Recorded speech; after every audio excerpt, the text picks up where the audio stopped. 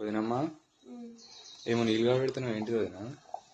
నేనైతే ఈరోజు రాగి జావ చేస్తున్నా కదా. ఎట్లా చేస్తారు ఈ రాగి జావ? ఫస్ట్ అయితే వేడి నీళ్ళు కాగబెట్టుకోవాలి. వేడి నీళ్ళు మంచిగా మరుగుతున్నప్పుడు అయితే కొంచెం ఉప్పు వేయాలి. దీంట్లో ఎక్కువ వేసుకోవద్దు, కొంచెం వేయాలి. వాటర్ అయితే సరిపోయిందా. తర్వాత అయితే ఈ రాగి పిండి ఉంటుంది కదా, వాటర్లో మంచిగా కొంచెం కొన్ని వాటర్ పోసుకుని కలుపుకోవాలి. డైరెక్ట్ పోస్తే ముద్దలు ముద్దలు అవుతుంది అన్నట్టు.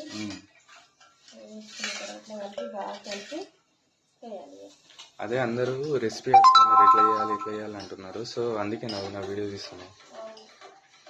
సో అందరైతే గైస్ ఇట్లా అయితే చేసుకోండి. ఉండలు లేకుండా పిండి కలుపుకొని ఇట్లా నీట్గా చేసుకోండి. ఇది అయిపోయినాక నెక్స్ట్ ఏం చేస్తావు? అందులో అయిపోయినాక తర్వాత ఇది కొంచెం చల్లగా అయిన తర్వాత పెరుగు కలుపుకొని తాగాలి. అది హెల్త్కి మంచిది కదా, చాలా మంచిది.